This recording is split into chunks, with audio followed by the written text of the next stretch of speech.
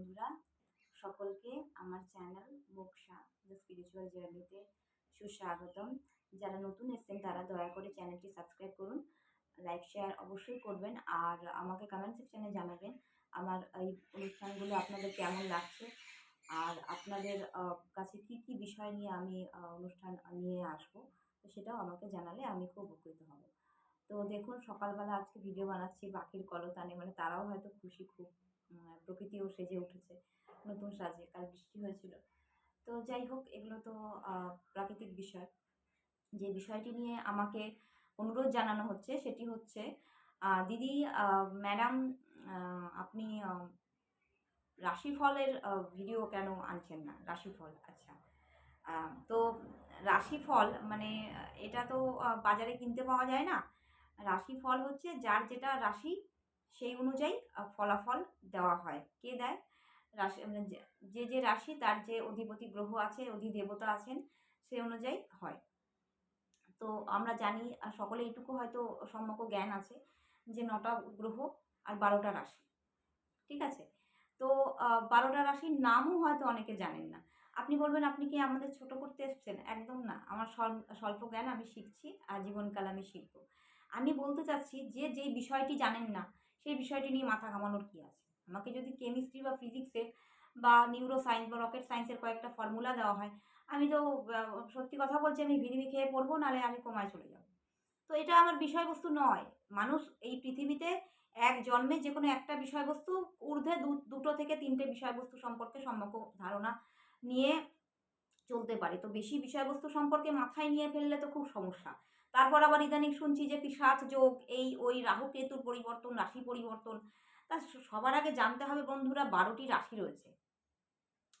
1 নম্বর রাশি হচ্ছে মেষ রাশি, 2য় নম্বর রাশি হচ্ছে বৃষ রাশি। ঠিক আছে? আর মেষ রাশি আমি ইংরেজিগুলো বলে দিচ্ছি। 1 নম্বর হচ্ছে মেষ বা এরিস, 2 নম্বর হচ্ছে বৃষ রাশি বা টরাস, 3 নম্বর রাশি হচ্ছে মিথুন রাশি, জেমিনি। তারপরে হচ্ছে 4র্থ নম্বর কর্কট রাশি, ক্যান্সার। তারপরে আসছে 5 নম্বরে সিংহ রাশি, লিও।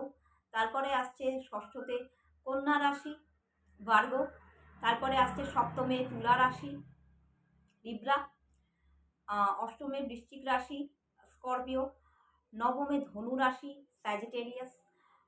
8মে ভুল হয়েছে, 10মে আছে মকর রাশি, যারা হচ্ছে ক্যাপ্রিকন ইংরেজি নাম। আর একাদশে কুম্ভ রাশি। কুম্ভ রাশির ইংরেজিতে আমরা টার্মস হচ্ছে অ্যাকোয়ারিয়াস। দ্বাদশ এবং সর্বশেষ রাশি হচ্ছে মীন রাশি বা পাইসিস। ঠিক আছে?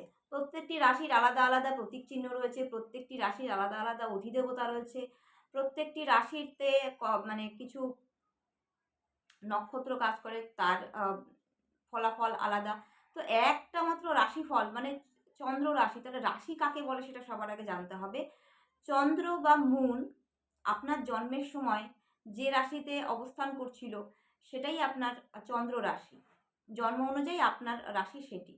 সেই রাশিগুলো অনুযায়ী কিন্তু আপনার লগ্ন হয়। মানে ধরুন, সেই রাশিগুলোর নাম কিন্তু পাল্টাবে না। যখন দেখবেন আপনার যদি জন্মছক করা থাকে, কোনো জায়গায় এক জায়গায় দেখবেন লং লেখা থাকে, ল অনুসার লং, তো ওটাকে লগ্ন বা অ্যাসেন্ডেন্ট বলে। তো সেখানে গিয়ে দেখতে হবে যে এই রাশিগুলোর মধ্যেই কিন্তু কোনো একটাতে লং লেখা থাকবে, সেটা আপনার লগ্ন হিসেবে বিবেচিত হবে। যেমন কারুর যদি মেষ রাশি সিংহ লগ্ন হয়, ঠিক আছে, তো সেখানে মেষ রাশিতে লেখা থাকবে চন্দ্র, আবার সিংহ রাশিতে লেখা থাকবে লং বা লগ্ন। ঠিক আছে? আবার এরকমও মজার বিষয় হবে, কারুর ধরুন মেষ রাশি মেষ লগ্ন, তো দুটোতে চন্দ্র আর লগ্ন দুটোই লেখা থাকবে। তো আপনি কি করে বিচার করবেন? কি ফলাফল পাবেন? শুধু রাশি বিচার করে বন্ধুরা, আমি একটা কথা বলবো, কে আপনাদের মাথায় এগুলো মানে এখন তো মানে সেই দোকান খুলে বসেছে, দোকান তো চালাতে হবে, সেরকম একটা ব্যাপার। তারপরে আপনারা বলবেন, আপনি কি দোকান খোলেননি? অবশ্যই খুলেছি, কিন্তু লুটপাট আমি একটু কম চালাই। হ্যাঁ, আমার পেটটাও তো সিমেন্ট বালি দিয়ে ঢালাই করা না বাবা। তো পেট চালাতে হয়, সেটাও একটা ব্যাপার। আর যে শিক্ষা বিনামূল্যে মানে বিতরণ করা হয়, সে শিক্ষার কোনো দাম হয় না। আমার শিক্ষাগুরুরা শিখিয়েছেন। তো এই বিষয়বস্তুটি নিয়ে অনেক অনেক গভীরে ভাববেন। কেন এত ভাবছেন আপনারা? যে বিষয়টি ধরুন জ্যোতিষ চর্চার মধ্যে যারা আছেন তাদেরকে ভাবতে দিন। আপনি আপনার মানে কোনো প্রাজ্ঞ অ্যাস্ট্রোলজার জ্যোতিষ আচার্য যিনি আছেন তার কাছে যান, লগ্ন অনুযায়ী ফল কি কি আছে, আপনার কোন দশা মহাদশা চলছে, অন্তর্দশা চলছে, প্রত্যন্ত দশা রয়েছে, সূক্ষ্ম দশা, প্রাণদশা, কতগুলো টার্মস। এক রাশিফল দেখলেন আপনার বলেছে চলাফেরায় সাবধানতা, হাত পা ভেঙে যাবে, মাথা ফাটবে, অমুকের সঙ্গে ঝগড়া হবে, আপনি লটারি প্রাপ্তি হবে, আপনি লটারির পর লটারি কেটে যাচ্ছেন, আপনার অর্থ নষ্ট হচ্ছে। বুঝতে পারছেন কিরম ভাওতাবাজি আর কত বড় বিষফল এই রাশিফল। দয়া করে বন্ধুরা রাশিফলের চক্করে পড়বেন না। হ্যাঁ, আপনারা যদি অনুরোধ করেন রাশির চারিত্রিক বৈশিষ্ট্য, মানে যা ধরুন মেষ রাশির লোকেদের কীরকম চারিত্রিক বৈশিষ্ট্য হয়, তাদের কি কি করা উচিত বা তাদের মধ্যে কি কি ক্যারেক্টারিস্টিক থাকা উচিত, ইতিবাচক দিক, নেতিবাচক দিক, নেগেটিভ পজিটিভ, এই সমস্তগুলো কিন্তু আমি তুলে ধরতে পারি। বাট এটা আমি কখনোই আনবো না এই রাশির ফল, এটা এই মার্চ মাসের রাশিফল, অমুক মাসের রাশিফল না। হ্যাঁ, রাহু কেতু ট্রানজিট করেছে। ট্রানজিট মানে গোচর বা গমন, গ্রহরাও পরিবর্তন হয়। ঠিক আছে?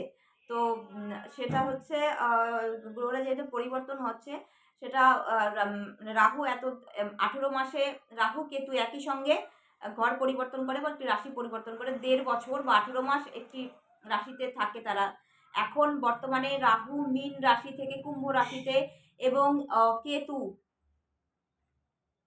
কেতু বর্তমানে কন্যা রাশি থেকে সিংহ রাশিতে গমন করলো। কার কিরকম ফল হবে, 12টা রাশির 12টা লগ্নের মানুষের 12 রকম ফল হবে। তো এই 12 রকম ফলে 12টা বাজাবেন না নিজের মাথার। আপনি খান দান, আপনার কর্ম করুন, আপনার যা যা কাজ কর্ম নিত্যদিনের আপনি করে যান, আপনার কর্তব্য পালন করুন। আপনি এই বিষয়গুলো মাথায় রাখুন। আর যদি বিবেচনা করতেই হয় রাশিফল থেকে বিবেচনা করবেন না, কোনো আপনার যিনি নিকটস্থ অ্যাস্ট্রোলজার আছেন বা আপনাকে যিনি ভালো গাইড করবেন বলে আপনার মনে হয়, তার কাছে আপনি যান, আপনাকে অবশ্যই উনি গাইড করবেন। রাশিফলের চক্করে বন্ধুরা দয়া করে পড়বেন না, এই ভিডিওগুলো দেখে নিজেদের মাথা খারাপ করবেন না। অনেক প্রেরণামূলক, অনেক অনুপ্রেরণামূলক মোটিভেশনাল ভিডিও আছে, গান আছে, শুনুন। প্রকৃতির সাথে যুক্ত হন। এভাবে আপনারা এই ভুলভাল চক্করে পড়বেন না। আমি দেখি ধীরে ধীরে সেগমেন্টগুলো নিয়ে আসার চেষ্টা করব। আপনারা কমেন্ট সেকশনে আমাকে জানান। এতে আমি অনুপ্রেরণা পাবো যে কি কি ধরনের বিষয় নিয়ে আপনাদের তার সামনে তুলে ধরলে ভালো হবে। আপনাদের কি আপনাদের মানে আত্মস্থ হচ্ছে না, আপনারা বুঝতে পারছেন না, বোধগম্য হচ্ছে না, অনেক অ্যাস্ট্রোলজার বলে চলে যাচ্ছেন। লিটারেলি আমি বলবো আপনাদেরকে ভয় দেখানো হচ্ছে, মানে সেই বন্দুকে গুলি নেই কিন্তু আপনার দিকে তাক করে কিন্তু ফায়ার করে দেবো, ফায়ার করে দেবো, এরকম একটা বিষয় রয়েছে। তো আপনারা মোটেই ভয় পাবেন না। পরম ঈশ্বরের কাছে, পরম আরাধ্যর কাছে, আপনার যিনি যাকে আপনার ভালো লাগে, যে ধর্মেরই আপনি হন, আপনি তাকে সারেন্ডার করুন। আর যদি বিষয়বস্তু নিয়ে আরও আলোচনা করতে হয়, আমরা পরবর্তী ভিডিওতে আলোচনা করব। আজকে শুধু আমি এইটুকুই বলে রাখবো যে রাহু কেতু একটি ছায়া গ্রহ। হ্যাঁ, আর রাহু কেতু পুরোপুরি আমাদের লাইফের স্প্যান, মানে দুটো যদি কারোর জন্মছক বের করে আমি দেখি, তো দেখা যায় দুটো পুরো 180 ডিগ্রির মানে ডিস্টেন্সে বসে আছে। রাহু হচ্ছে মাথা আর কেতু হচ্ছে শরীর। রাহু মানে মাথা, মানে যার রাহুর এনার্জি বেশি, যার শরীরে ইগো ইগো ইগো নিয়ে কাজ করবে, ধুর ভাল লাগে না, বস বলেছে চাকরি ছেড়ে দেবো। আর কেতু হচ্ছে ইমোশন, কেতু অন্ধ, দেখতে পায় না এখান থেকে নিয়ে কেতু শুধু কান্নাকাটি করবে, আমার কেউ নেই, আমি এখন কি করব। কেতু ডিটাচমেন্ট দেয়, রাহু অ্যাটাচমেন্ট দেয়, ডিজায়ার তৈরি করে, মোহ, মায়া, পার্থিব জগতের লালসা, এভরিথিং ইজ রাহু। এই যে আপনার সাথে আমি কথা বলছি, আপনাদের সাথে কানেকশন, এটা সোশ্যাল মিডিয়া সমস্ত রাহু চালনা করে। ঠিক আছে? রাহু ক্ষুরোধার বুদ্ধি, ভালো হলে ভালো উচ্চ জায়গায় আপনাকে পৌঁছাবে, রাহু যদি খারাপ হয় ততোধিক নিচস্থ জায়গায় পৌঁছাবে, নিয়ে পৌঁছে দেবে জাতককে। এবং রাহু হচ্ছে সাডেন এফেক্ট দেয়, সাডেন। আপনি সকালবেলা উঠে দেখলেন আপনি লটারি পেয়ে বড়লোক হয়ে গেছেন, আপনি পরের দিন উঠে দেখলেন আপনি আলু সেদ্ধ ভাত খাওয়ার পয়সা নেই, সাডেন এফেক্ট দেয়। আর কেতু লং টার্মের, কেতু হচ্ছে ডিভাইনের সাথে, ঈশ্বরের সাথে, মানে পার্থিব জগতের সাথে ডিটাচমেন্ট করে আপনাকে ডিভাইনের সাথে, ইউনিভার্সাল পাওয়ারের সাথে কানেকশন দেবে। আমি একটা কথা বলবো, যাদের রাহু নিয়ে এত আতঙ্ক, এত ভয়, তারা এক কাজ করুন, যে কোনো মন্ত্র জপ করা শুরু করুন। হাতের কাছে যদি কিছু না পান, হরে কৃষ্ণ মহামন্ত্র জপ করুন, বা আপনি বাইবেল পড়তে পারেন, আপনি গীতা পড়তে পারেন, আপনি কোরআন পড়তে পারেন, আপনি গ্রন্থ সাহেব পড়তে পারেন। লিটারেলি কোনো ডিভাইন এনার্জির সাথে কানেক্টেড থাকুন। মন্দির, মসজিদ, গুরুদুয়ারাতে যাওয়ার একটা অভ্যাস করে নিন, সপ্তাহে একদিন আমি যাবই। ভালো ভালো বই পড়ুন, ভালো খাওয়ার খান, অনেক বেশি জল ইনটেক করুন, আর সাদা জিনিস পরার অভ্যাস করুন, চন্দ্রকে ব্যালেন্স করুন, রাহু আপনার কিন্তু সাপোর্টে থাকবে। আপনার চন্দ্রমঙ্গল যদি ব্যালেন্স থাকে আপনার কিন্তু রাহু সাপোর্টে থাকবে। অনেকে বলবে কুত্তাকে খাওয়ান, কুকুরকে খাওয়ান, ডগ ফিড করুন, এই কালো কুকুর ধরে আনুন, কালো বিড়াল না। কোনো পশু পাখিকে খাওয়ান। আর দয়া করে যাদেরকে বলা হয়েছে মানে দানা ছেটানোর জন্য, রাহুর এফেক্ট কম করার জন্য, বাড়ির ছাদে করবেন না, বাড়ির ছাদে পশু পাখিদের জন্য জল রাখবেন না, দানা দেবেন না। বাইরে করুন, ঘরের বাইরে করুন। আর আধ্যাত্মিকতার সঙ্গে যুক্ত হন, মনোনিবেশ করুন, আত্মচিন্তন করুন, চোখ বন্ধ করে ১০ মিনিট নিজের সাথে কথা বলুন। একান্তে কানে কোনো মেডিটেশন মিউজিক চালিয়ে আপনি বসে থাকুন। খুব বেশি যদি হয় এর থেকে, তাহলে নিঃশ্বাস নেবেন, ওম, এভাবে আপনি মানে নিঃশ্বাস ত্যাগ করবেন। ইনহেল, এক্সহেল এভাবে চলতে থাকুক। তো তারপর আপনারা জানান তো আপনাদের রাহু আপনাদের কত এফেক্ট দেয়। বাকি সেগমেন্টগুলো নিয়ে খুব শিগগিরই আপনাদের সামনে হাজির হব। সকলে সুস্থ থাকুন, ভালো থাকুন, আমাকে অনেক আশীর্বাদ করুন। হ্যাঁ, সাবস্ক্রাইব, লাইক, শেয়ার, সাবস্ক্রাইব অবশ্যই করুন। নতুন নতুন ভিডিও নিয়ে আপনাদের সামনে আমি আবার হাজির হব। আজকের মতো বিদায় আমাকে বিদায় দিন।